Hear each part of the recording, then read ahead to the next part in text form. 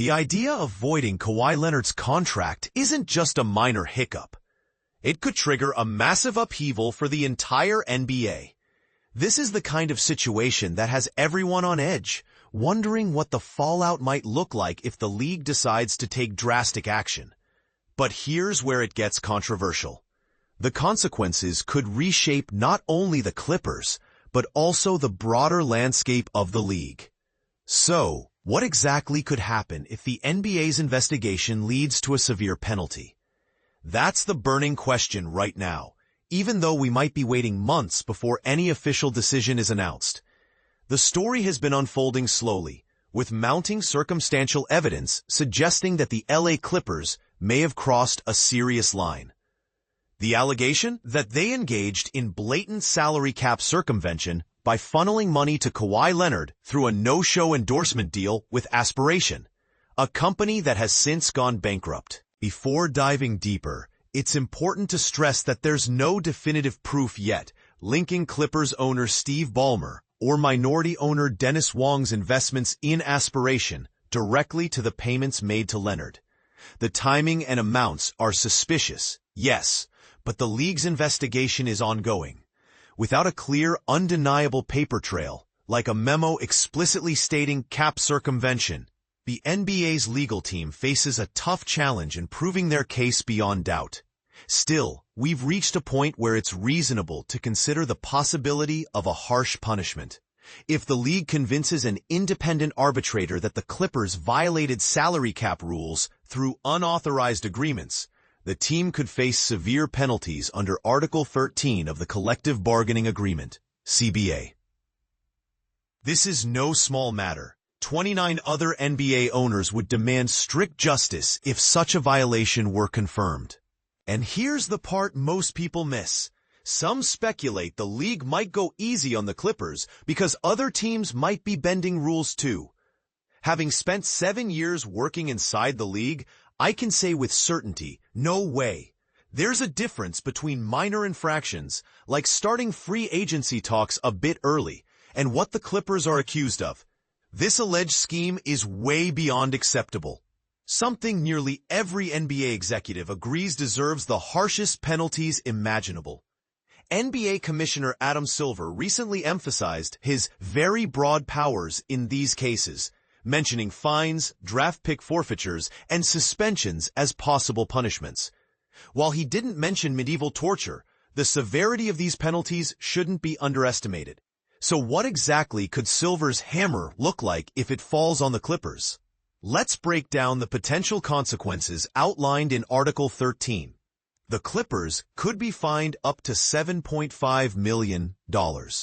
Kawhi Leonard himself might face a fine up to $350,000. The team could lose valuable draft picks.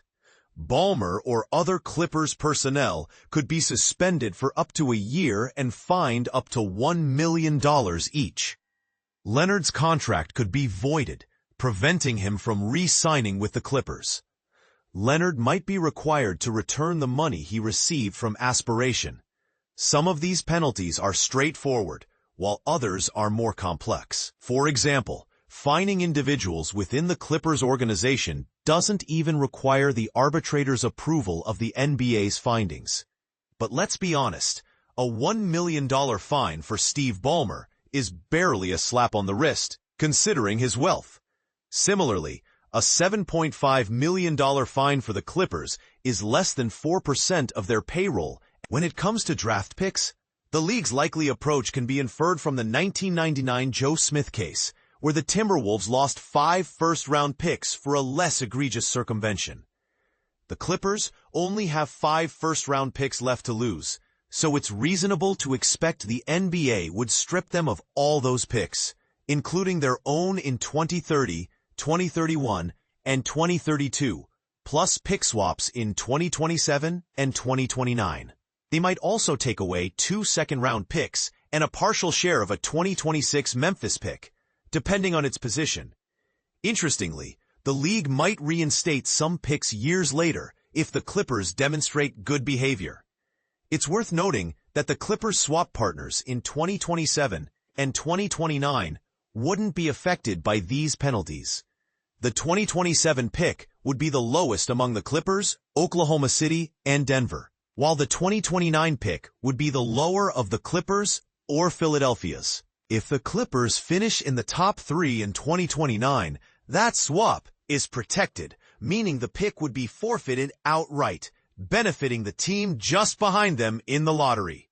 Suspending Ballmer or other Clippers executives for up to a year would certainly create awkward moments, especially with the Clippers' new arena, Intuit Dome, set to host the 2026 NBA All-Star Game.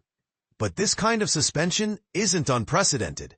The Minnesota Timberwolves owner Glenn Taylor was suspended for 9 months in a similar case. Now, here's the most complicated and potentially explosive part: the possibility of voiding Kawhi Leonard's contract.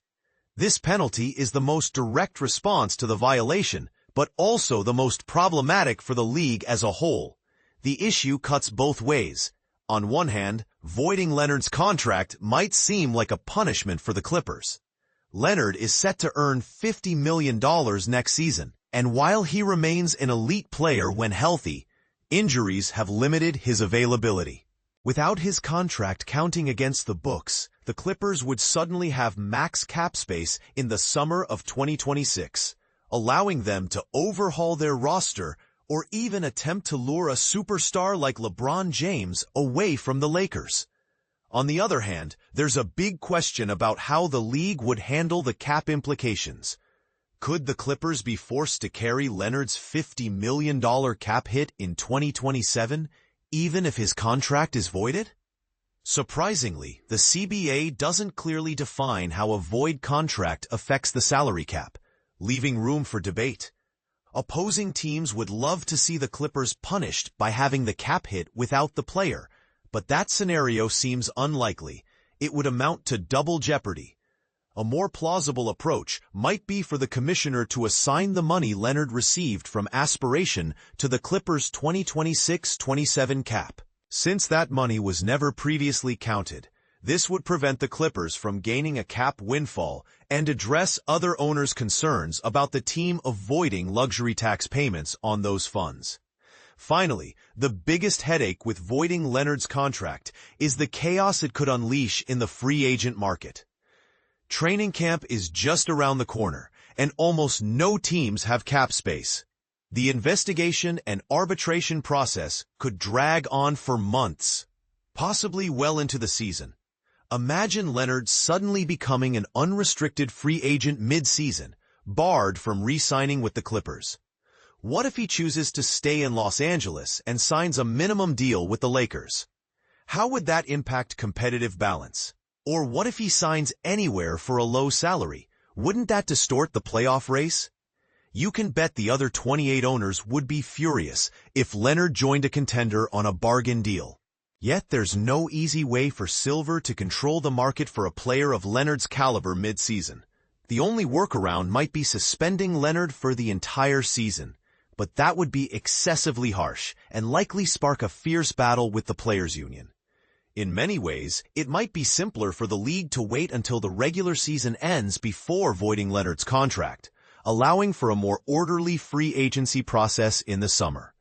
Alternatively, the league could keep Leonard's contract on the books and instead penalize the Clippers with a cap charge for the aspiration money, or impose other creative sanctions.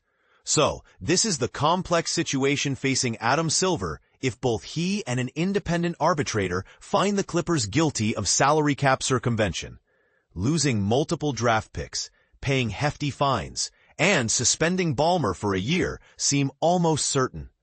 The real wild card is Leonard's contract. While the league might want to set a precedent by voiding it, the practical challenges of doing so fairly during the season might lead them to reconsider.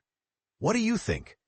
Should the NBA prioritize strict enforcement even if it causes chaos, or is a more measured approach better for the league's stability? Share your thoughts below. This is a debate that's far from settled.